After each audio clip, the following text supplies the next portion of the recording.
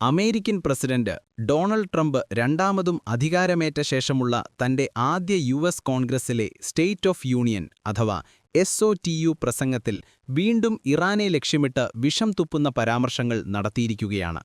ഫെബ്രുവരി 24 ചൊവ്വാഴ്ച നടന്ന പ്രസംഗത്തിൽ പശ്ചിമേഷ്യയിൽ സമാധാനം തകർക്കുന്ന പ്രധാന ശക്തിയായി ഇറാനെ ചിത്രീകരിക്കാനാണ് ട്രംപ് ശ്രമിച്ചത്. എന്നാൽ വസ്തുതകൾ പരിശോധിക്കുമ്പോൾ അമേരിക്കയുടെ ഏകപക്ഷീയമായ സൈനിക നീക്കങ്ങളും ഉപരോധങ്ങളുമാണ് മേഖലയിലെ യഥാർത്ഥ പ്രതിസന്ധിയെന്ന് വ്യക്തമാകും. ട്രംപ് തന്റെ പ്രസംഗത്തിൽ ഇറാനെതിരെ ആണവായുധ ആരോപണങ്ങൾ ആവർത്തിച്ചപ്പോൾ ഇറാന്റെ ഭാഗത്തുനിന്നുള്ള പ്രതികരണം തികച്ചും പക്വവും നയതന്ത്രപരവുമായിരുന്നു. ട്രംപിന്റെ പ്രസംഗത്തിന് കേവലം 10 മണിക്കൂർ മുമ്പ് ഇറാന്റെ പ്രമുഖ നയതന്ത്രജ്ഞൻ അബ്ബാസ് അരാഗ്ചി ലോകത്തോട് വിളിച്ചു പറഞ്ഞത് ഒരു സാഹചര്യത്തിലും ഇറാൻ ആണവായുധം വികസിപ്പിക്കില്ല എന്നാണ്. സമാധാനപരമായ ആണവോർജ്ജമുപയോഗം എന്ന തങ്ങളുടെ അവകാശത്തിൽ ഉറച്ചു നിൽക്കുമ്പോഴും ലോകസമാധാനത്തിന് ഭീഷണിയാകുന്ന ആയുധങ്ങൾ തങ്ങളുടെ ലക്ഷ്യമല്ലെന്ന് ഇറാൻ ആവർത്തിച്ചു. അമേരിക്ക പലപ്പോഴും കരാറുകളിൽ നിന്ന് ഏകപക്ഷീയമായി പിന്മാറുന്ന ചരിത്രമാണുള്ളത്. ട്രംപ് ആണവ ചർച്ചകളെന്ന് വിശേഷിപ്പിക്കുന്നത് യഥാർത്ഥത്തിൽ ഇറാന്റെ ആത്മാഭിമാനത്തെ അടിച്ചമർത്താനുള്ള ശ്രമങ്ങളെയാണ്. എന്നിരുന്നാലും മേഖലയിലെ സംഘർഷം ലഘൂകരിക്കാൻ നയതന്ത്രത്തിന് മുൻഗണന നൽകുമെന്ന് അരാഗ്ചി വ്യക്തമാക്കിയത് ഇറാന്റെ സമാധാനേച്ഛ വെളിവാക്കുന്നു.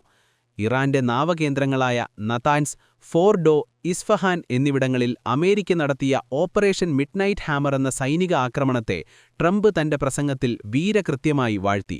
ഒരു പരമാധികാര രാജ്യത്തിന്റെ തന്ത്രപ്രധാന കേന്ദ്രങ്ങളെ ലക്ഷ്യമിട്ട് നടത്തിയ ഈ വ്യോമാക്രമണം അന്താരാഷ്ട്ര നിയമങ്ങളുടെ നഗ്നമായ ലംഘനമാണ്. സ്വന്തം രാജ്യത്തിന്റെ സുരക്ഷയ്ക്കും ഊർജ്ജ ആവശ്യങ്ങൾക്കും വേണ്ടി പടുത്തുയർത്തിയ നിർമ്മിതികളെ തുടച്ചുനീക്കിയെന്നാക്രോശിക്കുന്ന ട്രംപിന്റെ നിലപാട് ആധുനിക ലോകത്തിന് ചേരുന്നതല്ല. ഭാവിയിൽ ഇറാൻ തങ്ങളുടെ ആയുധ പരിപാടികൾ പുനർനിർമ്മിക്കരുതെന്ന ട്രംപിന്റെ ഭീഷണി ഒരു രാജ്യത്തിന്റെ സ്വയം പ്രതിരോധത്തിനുള്ള അവകാശത്തെ ചോദ്യം ചെയ്യുന്നതാണ്. അമേരിക്കൻ സാമ്രാജ്യത്വത്തിന് വഴങ്ങാത്ത രാജ്യങ്ങളെ സൈനികമായി തകർക്കുക എന്ന നയമാണ് ട്രംപ് ഇവിടെയും പ്രകടമാക്കുന്നത്. അന്തരിച്ച ഇറാനിയൻ കമാൻഡർ ജനറൽ ഖാസിം സുലൈമാനിയെ വധിച്ചതിനെക്കുറിച്ച് ട്രംപ് വീണ്ടും പരാമർശിച്ചത് ഇറാന്റെ മുറിവിൽ ഉപ്പുവെക്കുന്നതിനു തുല്യമാണ്. മേഖലയിൽ IS പോലുള്ള ഭീകരവാദ സംഘടനകളെ തുരത്തുന്നതിൽ നിർണായക പങ്കുവഹിച്ച സൈനിക നേതാവായിരുന്നു സുലൈമാനി. 2020 ബാഗ്ദാദിൽ വെച്ച് അദ്ദേഹത്തെ ഡ്രോൺ ആക്രമണത്തിലൂടെ വധിച്ചത് ഭീരുതപരമായ നടപടിയായാണ് ഇറാൻ കാണുന്നത്.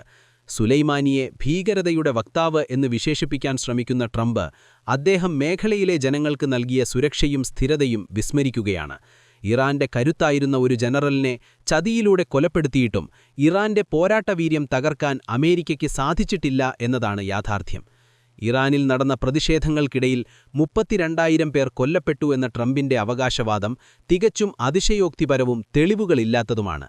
ഇറാന്റെ ആഭ്യന്തര കാര്യങ്ങളിൽ ഇടപെടാനും അവിടെ ഒരു ഭരണമാറ്റം ലക്ഷ്യമിടാനും അമേരിക്ക കാലങ്ങളായി ശ്രമിക്കുന്നു. ഇതിന്റെ ഭാഗമായാണ് ഇത്തരം പെരുപ്പിച്ചുകാട്ടിയ കണക്കുകൾ ലോകത്തിനു മുന്നിൽ അവതരിപ്പിക്കുന്നത്. 47 വർഷമായി ഇറാൻ ഭരണകൂടം തീവ്രവാദം പ്രചരിപ്പിക്കുന്നുവെന്ന ട്രംപിന്റെ ആരോപണം 1979 ഇസ്ലാമിക വിപ്ലവത്തിനു ശേഷം ഇറാന്റെ സ്വതന്ത്രമായ നിലപാടുകളോടുള്ള അമേരിക്കയുടെ അസഹിഷ്ണുതയാണ് വെളിവാക്കുന്നത്. ഉപരോധങ്ങളിലൂടെ ഇറാനിയൻ ജനതയെ പട്ടിണിക്കിട്ടും സാമ്പത്തികമായി തളർത്തിയും തങ്ങളുടെ വരുതിയിലാക്കാൻ അമേരിക്ക ശ്രമിക്കുമ്പോഴും ഇറാൻ അതിനെയെല്ലാം അതിജീവിച്ചു മുന്നേറുകയാണ്. ഡൊണാൾഡ് ട്രംപിന്റെ യു.എസ്. കോൺഗ്രസ്സിലെ സ്റ്റേറ്റ് ഓഫ് യൂണിയൻ പ്രസംഗം സമാധാനത്തിനുള്ള ആഹ്വാനമല്ല, മറിച്ച് പശ്ചിമേഷ്യയിൽ മറ്റൊരു യുദ്ധത്തിനുള്ള വിളംബരമാണ്. ഭീഷണിയുടെയും സൈനിക ആക്രമണങ്ങളുടെയും ഭാഷയുപയോഗിച്ച് ഇറാനെ തകർക്കാമെന്നത് അമേരിക്കയുടെ വ്യാമോഹം മാത്രമാണ്. അമേരിക്കൻ കടന്നുകയറ്റങ്ങൾക്കിടയിലും സ്വന്തം തന്മയും പരമാധികാരവും സംരക്ഷിക്കാൻ ഇറാൻ നടത്തുന്ന പോരാട്ടം ലോകത്തെ അടിച്ചമർത്തപ്പെട്ട രാജ്യങ്ങൾക്ക് എന്നും പ്രചോദനമാണ്.